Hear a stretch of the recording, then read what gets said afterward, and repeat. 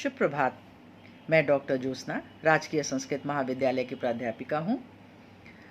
आजकल मैं संस्कृत साहित्य का इतिहास विषय पर अपना व्याख्यान दे रही हूँ। इसी कड़ी में आज मैं यजुर्वेद लेकर उपस्थित हूँ। आज मेरे व्याख्यान का विषय है यजुर्वेद की विषय वस्तु। यजुर्वेद वैदिक साहित्य का एक अभिन्न हिस्सा है जिसके ऊपर आज हम चर्चा करेंगे। यजुष शब्द का अर्थ है देव पूजा या यज्ञ। ऋग्वेद का ऋत्विक होता स्तुति परक मंत्रों का उच्चारण कर देवताओं का आह्वान करता है और यजुर्वेद का ऋत्विक अर्धव्यू यज्ञ का विधिवत संपादन करता है। इस प्रकार जिन मंत्रों के द्वारा देवताओं का यजन पूजन किया जाता है उन्हें यजुष कहते हैं। ये यजुष गद्यात्मक हैं। गद्यात्मको यजुः। गद्यात्मक होने के कारण ही यजुषों में अक्षरों की संख्या नियत नहीं होती, इसलिए उसे यजुष कहते हैं। अनियताक्षरावसानो यजुः। इसमें पद्यात्मक और गीत्यात्मक मंत्रों से भिन्न गद्यात्मक मंत्र होते हैं। गीतीषु समाख्या शेषे यजुः। यजुषों का संग्रह ही यजु संहिता है। इस प्रकार यजुर्वेद का संबंध यज्ञानुष्ठानों से है और उसमें संकलित मंत्रों का विषय यज्ञ विधियों का संपादन करना है तथा किस यज्ञ में किस कांड के मंत्रों का व्यवहार किया जाना चाहिए इसकी विधियां यजुर्वेद में दी गई हैं। अर्थात यह वेद कर्मकांड प्रधान है। पतंजलि ने महाभाष्य में यजुर्वेद की 100 या 101 शाखाओं का उल्लेख किया है। एकाशत अर्धव्यू शाखा। सर्वानुक्रमणी एवं कूर्म पुराण में यजुर्वेद की 100 शाखाओं की चर्चा है। शौनक के चरणव्यूह के अनुसार इसकी 86 शाखाएं हैं, किंतु आजकल केवल 5 ही शाखाएं उपलब्ध हैं। वे हैं काठक संहिता, कपिष्ठल संहिता, मैत्रायणी संहिता, तैत्तिरीय संहिता, वात्स्यनेयी संहिता। इसमें पहली 4 संहिताओं में पारस्परिक संबंध है और वे कृष्ण यजुर्वेद से संबद्ध हैं। अंतिम वात्स्यनेयी संहिता शुक्ल यजुर्वेद से संबद्ध है। यजुर्वेद को मुख्यतः 2 शाखा में विभक्त किया गया है, कृष्ण यजुर्वेद और शुक्ल यजुर्वेद। छंदोबद्ध मंत्र और गद्यात्मक विनियोगों के सम्मिश्रण के कारण पहले भाग का नाम कृष्ण और छंदोबद्ध मंत्रों और गद्यात्मक विनियोगों के अभाव में दूसरे भाग का नाम शुक्ल पड़ा। शुक्ल यजुर्वेद के संबंध में ऐसा भी कहा जाता है कि सूर्य के द्वारा याज्ञवल्क्य ऋषि को दिन में ज्ञान प्राप्त होने के कारण दूसरे भाग का नाम शुक्ल यजुर्वेद पड़ा। शुक्ल यजुर्वेद की मुख्य शाखा वात्स्यनेयी संहिता है। यह 2 पाठों में उपलब्ध है, काण्व और माध्यन्दिन। इन दोनों में नाम मात्र का ही अंतर है। कृष्ण यजुर्वेद की तैत्तिरीय संहिता अन्य संहिताओं से अधिक प्रसिद्ध और प्रधान है, जिसे आपस्तंभ संहिता भी कहा जाता है। वात्स्यनेयी संहिता के विषय में यह कहा जाता है कि सूर्य ने इसका छंद का रूप धारण कर याज्ञवल्क्य को उपदेश दिया था, इसलिए इसका नाम वात्स्यनेयी पड़ा। शुक्ल यजुर्वेद की यही संहिता सबसे अधिक प्रसिद्ध है। इस संहिता के मुख्य अध्यापक याज्ञवल्क्य माने जाते हैं। यजुर्वेद के वर्ण विषय का सम्यक ज्ञान एकमात्र वात्स्यनेयी संहिता के अध्ययन से ही हो जाता है। इसमें वे ही मंत्र एवं प्रयोग संकलित हैं जिनका यज्ञों में विनियोग विहित है। इस संहिता में कुल 40 अध्याय हैं। प्रथम 25 अध्याय अत्यंत महत्वपूर्ण एवं प्राचीन हैं। अंतिम 15 अध्याय अखिल होने के कारण परवर्ती के माने जाते हैं। प्रथम 2 अध्यायों में दर्श एवं पौर्णमास यज्ञों से संबद्ध मंत्र हैं। तृतीय अध्याय में दैनिक अग्निहोत्र एवं चातुर्माह के यज्ञों का उपयुक्त मंत्रों का संग्रह है। चतुर्थ से अष्टम अध्याय तक सोम यागों का वर्णन है। सोम याग एकाह और कई दिनों तक चलने वाले भी होते हैं। एकाह सोम यागों में वाजपेय याग उल्लेखनीय है। इसके अलावा राजसूय याग भी हैं जो राज्याभिषेक के अवसर पर होता था। इसमें द्यूत क्रीड़ा, अस्त्र क्रीड़ा और बृहद प्रीतिभोज का भी विधान होता था। इन दोनों प्रकार के यागों से संबद्ध मंत्र 9वें तथा 10वें अध्यायों में वर्णित है। 11 से 18 अध्याय तक अग्नि चयन का विस्तृत वर्णन है। अग्निवेदी निर्माण में 1800 ईंटें लगती हैं। वेदी के आकार प्रकार पर फैलाए हुए पक्षी जैसा होता है।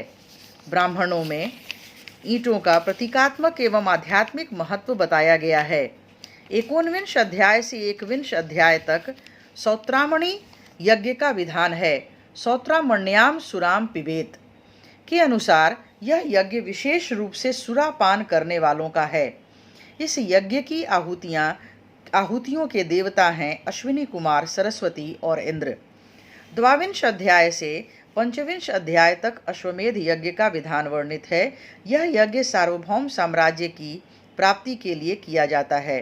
राजा को सर्वाधिक गौरव अश्वमेध यज्ञ से ही प्राप्त होता था।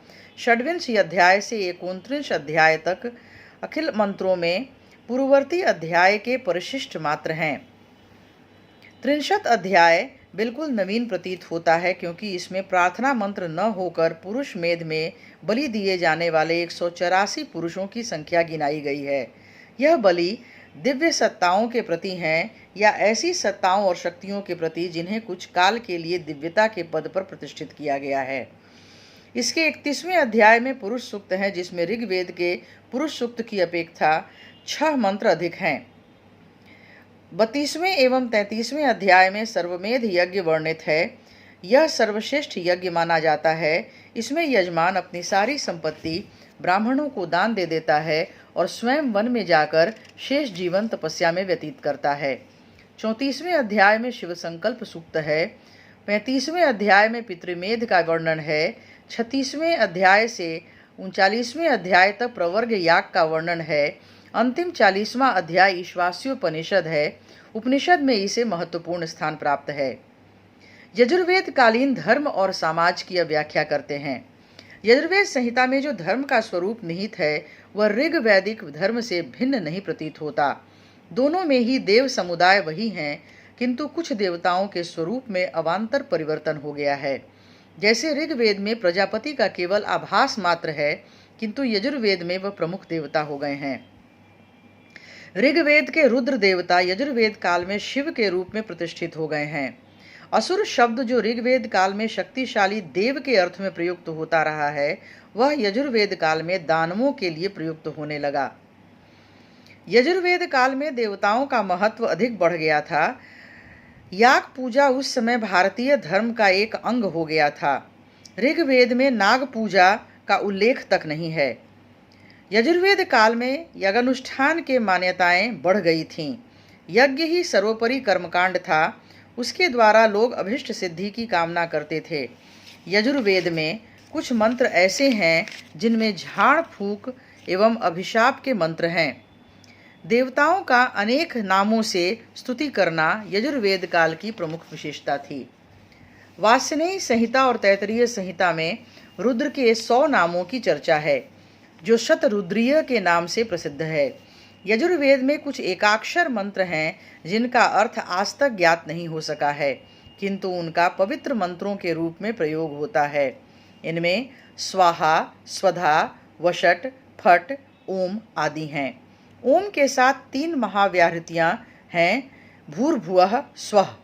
मैत्रायणी संहिता में इनका संबंध में कहा गया है कि ये महाव्याहृतियाँ ही ब्रह्म हैं, ये ही सत्य हैं, ये ही ऋत हैं, इनके बिना कोई भी कार्य संपादित नहीं हो सकता। स्वाहा और स्वधा शब्द क्रमशः देवों और पितरों को दी जाने वाली आहुतियों के लिए प्रयुक्त होता है। यजुर्वेद में अचेतन वस्तुओं में चेतना का आक्षेप किया गया है। यज्ञ के अवसर पर यज्ञीय पात्रों के साथ देवताओं का संबंध स्थापित किया गया है। वे प्रत्येक वस्तु को चैतन्य रूप में देखते हैं। यही कारण है कि यज्ञ के अवसर पर पुरोहित अचेतन पात्रादि में चेतन सा व्यवहार करता है। यजुर्वेद में पुरोहित राज्याभिषेक के समय पृथ्वी से कहता है, हे माता, तू मेरी हिंसा मत कर, मैं तुम्हारी हिंसा न करूं। यज्ञ में दीक्षित यजमान की दाढ़ी बनाने के छुरे से कहता है, हे क्षुर, इसकी हिंसा मत कर। इसी प्रकार यूप को संबोधित करते हुए कहता है, तू सांप मत बनो, नाग मत बनो। यजुर्वेद में कुछ प्रहेलिकाएं भी हैं जिनमें अध्यात्म तत्व का वर्णन है। वासनेय संहिता में होता कहता है कि अकेला कौन चलता है, बार बार कौन जन्म लेता है, हिम की औषधि क्या है और कौन स्थिर है। अर्धव्यू इसका उत्तर देता है कि सूर्य अकेला चलता है, चंद्रमा बार बार जन्म लेता है, हिम की औषधि अग्नि है और पृथ्वी स्थिर है।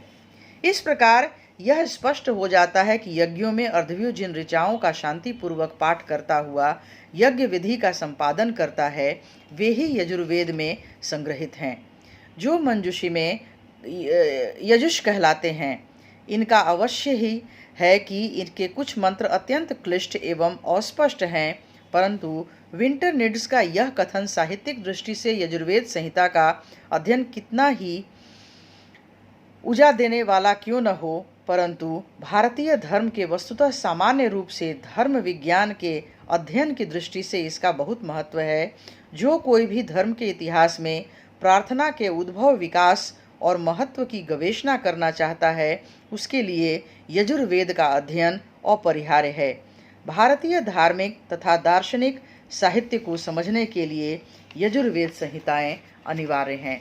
इस प्रकार यजुर्वेद संहिता का विषय वस्तु का प्रतिपादन आज मैंने अपने व्याख्यान में किया। यजुर्वेद अत्यंत महत्वपूर्ण है यज्ञ अनुष्ठानों के संपादन के हेतु भी और धर्म और समाज के दृष्टि से भी यह वेद अत्यंत महत्वपूर्ण है।